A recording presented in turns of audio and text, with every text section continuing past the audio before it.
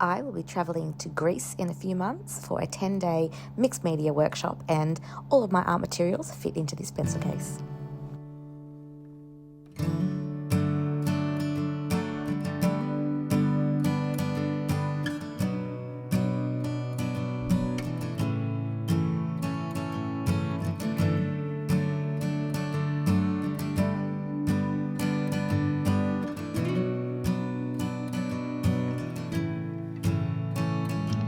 Hello and welcome to my YouTube channel. In about, I think it's 3 months, so September this year, I'm heading back to the island of Skopelos in Greece to teach a 10-day art retreat. And so I thought I'd show you what I'm actually going to be taking in regards to art supplies. So this is information for the people that are coming on my retreat, and also those that are just interested in seeing what I'm actually going to be taking with me to use. And yeah, everything that I'm taking is going to fit into this little pencil case. So, actually, well, it's not so little. I think this pencil case is about, I think it's maybe 10 inches by 8 inches. But this is all of the art supplies that I'm taking, not including my sketchbook or any of the paper that I'm taking, and these two little water containers because they don't quite fit in here, but everything else I'm taking is in here. So I'm going to go through what is in my little kit. The workshop will run over 10 days, and it's essentially a mixed media travel journal / travel sketching workshop.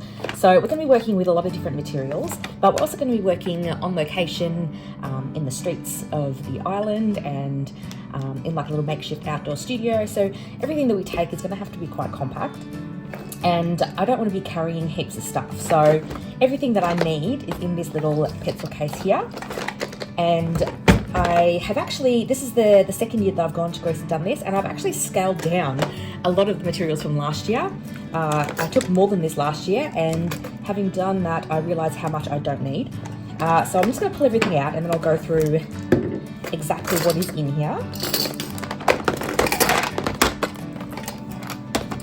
And yeah, we'll talk about what it is I'm taking.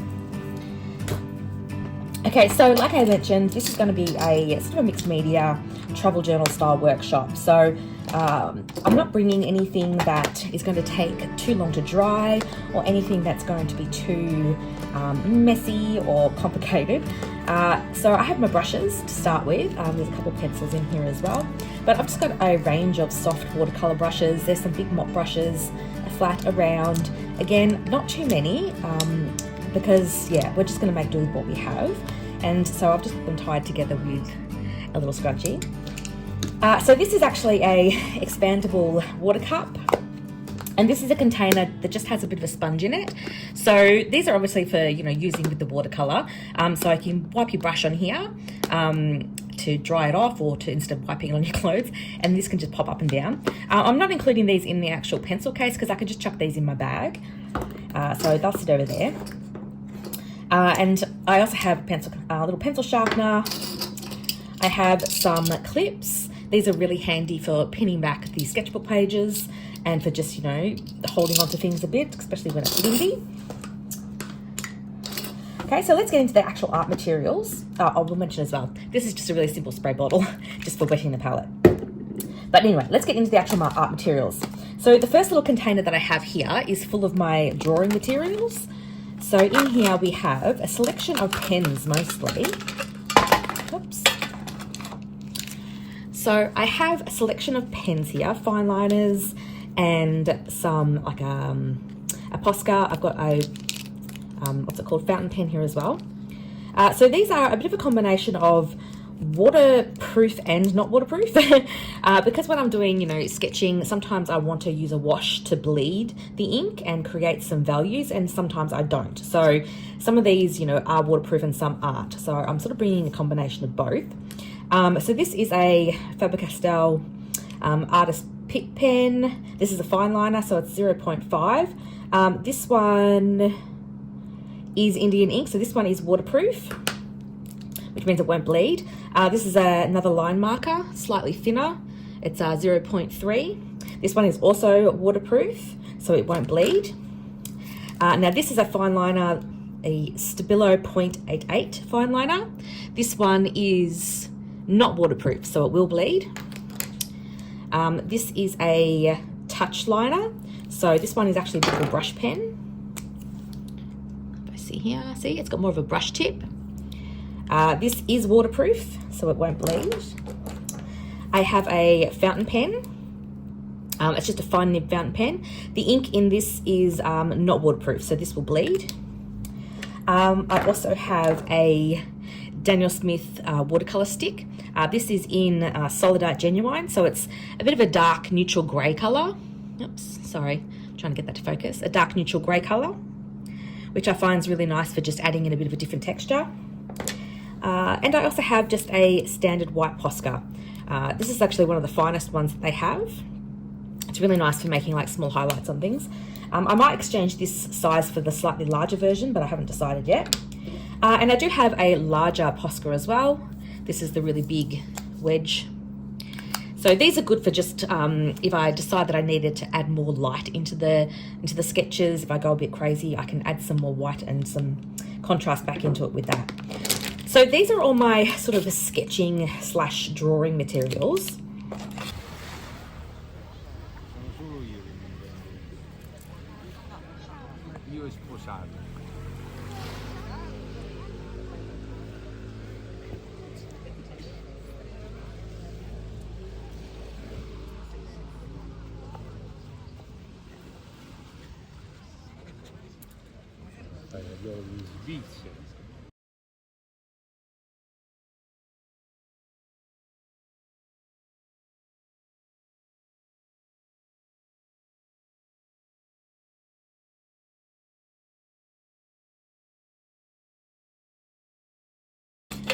So if I just want to do like a quick little tonal sketch, I want to do some little ink and line work, that's what I'll use these for.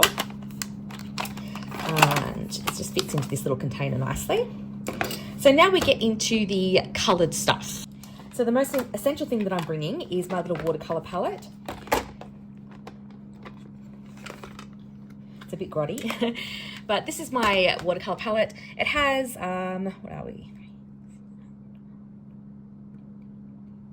24 little wells, I think that's right. I can't count properly. Hang on, 1, 2, 3, 4, 5, 6, 7, 14,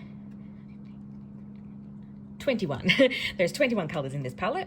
Most of these are Daniel Smith. Actually, this is the same palette that I took last year. So I do have all these colours written down, but yeah, I don't think I'll bother going through the exact colours that I'm taking because I don't think the colours are really that important, but it is good to have a bit of a selection of watercolors. Some of these I do need to refill before I leave. But this is a really good palette. This is actually a, I think it's Sminky. Yeah, this is a Sminky palette.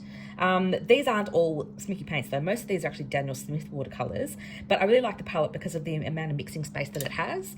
You got like some little areas here, but you've then got this big area here. And you can fit obviously a lot of paints in here. I do have another little travel watercolor brush in here as well. This is like a really good sort of mop size brush. Okay, so that stays in here as well. But yeah, so these are all watercolors. Last year I took some gouache as well. I'm undecided. I think I might throw in a gouache palette too. I have a smaller version of this, like here, but it's littler and it has a few gouache colors in as well. But yeah, watercolors, definitely the most important part. Now, to go on top of the watercolors, I'm also including some other mixed media materials. So the first is a little container full of Neocolor 2s. So these are water-soluble oil pastels. Sorry, not oil pastels, water-soluble crayons. The Neocolor ones are the oil pastels. These are the water-soluble ones. So there's just a selection of colors. These are really good when I'm doing some washes of watercolor. If I want to build up some more contrast or some more color or add a bit of texture to what I'm doing, then this is where these come in really handy. And then you can also sort of wash them down a little bit if you want to. So I've got a good selection of these. Just kept in this little container. I just purchased these containers off Amazon. They're just stationary containers. They fit really nicely. And the other mixed media materials I have are in here. Now these are mostly watercolor pencils. I'm taking along my Faber-Castell, zoom in here, focus, Albrecht Dürer Faber-Castells. These are water-soluble pencils. I do have Inktense pencils, but I find that the Inktense pencils are actually a little bit too intense, hence their name, Inktense pencils. These ones are a little bit more, not dull, but not as over the top in their pigment. So you can kind of build up color a bit more slowly. I find with the Inktense pencils from Derwent, they're very intense and very strongly pigmented, so a little bit goes a long way, and it's very easy to get a little bit carried away and overwork it, whereas these are a little bit easier to sort of control. So I have a range of colors in here, and yeah, I find they're really nice for adding in extra color and texture. I've got a pencil sharpener in here as well. I've also thrown in a little water brush. I'm also bringing along these. These are called art crayons. They're by Marabou. So let me just focus that a bit more. Again, they're water-soluble crayons, similar to the Neocolors, but they're a bit thicker. And they're very soft and buttery. And so I just thought, yeah, they're really nice for adding a little bit of extra texture as well. So I'm throwing them in too. So you can see that I'm really not taking a huge amount of supplies. It's quite refined, really, but I'm really wanting to emphasize the ability to create quickly and easily without having to pull out a lot of different materials to do so, and really sort of focusing on working on location and just capturing the essence of the scene without having to, you know, have a huge array of bits and pieces that we're using. As I said, I might throw this in as well. This is my gouache palette that I have. It's just got gouache in it that has just been left and dried. Sometimes it cracks and falls apart, but essentially it's just dry gouache. And I might throw this in as well because this is good to use if I want something a little bit more opaque than my watercolor. So it's quite small, so I'm pretty sure it will fit in the pencil case with all this other stuff. I may need to top some of these up before I go as well, but I might throw this one in as well.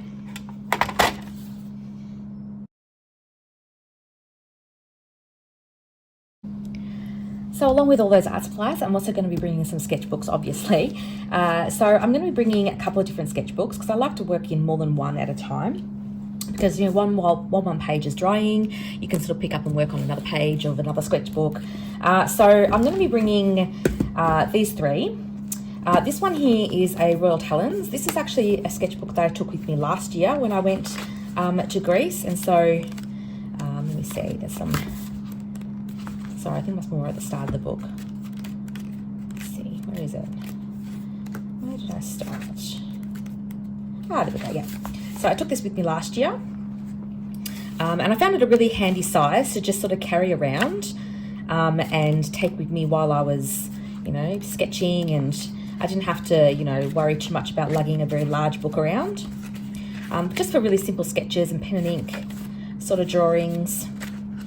I still have quite a few pages left in this. I was going to start a new one, but I thought I may as well just bring this along and, you know, fill it up with more Greece landscapes. So that's what I'm going to do. I'm also going to purchase another one of these. This is the Canson Mixed Media Art Book. I recently purchased this and I've just been doing some sketches in it just to see whether I liked the paper. It's 300 GSM, so it's quite heavyweight paper. It's a fine, smooth paper. This is the A5 size with 56 pages, so you can see there's quite a lot of pages in here. So I have started this one, so I am going to probably purchase a new one because I've already used a few of the pages. But I am going to bring this size and this type of book along with me. I've just been doing some studies and some playing around with mixed media and stuff in here just to see if I like the paper, and I definitely like the paper. I also like the fact that I can totally flip it and just have it flat because of the binding here. I can just tuck it behind, much easier to hold when I'm out and about sketching and drawing compared to, say, this, for example. When you open it, you kind of have to hold it, you know, open and then sketch. And this one's a little bit more compact, so it folds all the way around. And yeah, I'm going to buy another one of these. So I'll be taking this one, and I'm also going to take, this is, I haven't even opened it yet, it's so brand new. I'm going to take another Art Creation sketchbook. This is the 8.5 by 11 inch, so A4 size for the Australians watching. Art Creation sketchbook. Again, it's just a larger version of this. I really like the paper in these books, as do a lot of artists. These little sketchbooks are all over the place. The paper is quite sturdy, even though it's only £90, and it holds a lot of stuff. It holds a lot of mixed media, pen, light washes, a bit of gouache, pencil, lots of layering. So I'm going to bring this one along as well to do lots of demonstrations in, write some notes in, just do some general playing around and sketching. So that's the paper that I'm bringing. So really my entire art kit for this 10-day workshop is that's it. So I'm traveling very light. So I hope that was helpful for those that are coming along. If you haven't heard about this workshop, or you think that you might be interested, I'm just going to run a little promo video just to fill you in, because there is still a few spaces left. So there's still time to book in and come along if you wish. It's a fantastic workshop, and there's no the fact we're not coming back in 2025. We've gone 2 years in a row, so we are going to have a bit of a break after that. So this may be your last chance for quite a while to join us. So yeah, if you are interested, there's a link in the description to the details about the workshop and what's involved and how to get there. And yeah, I hope that you enjoyed watching this little video.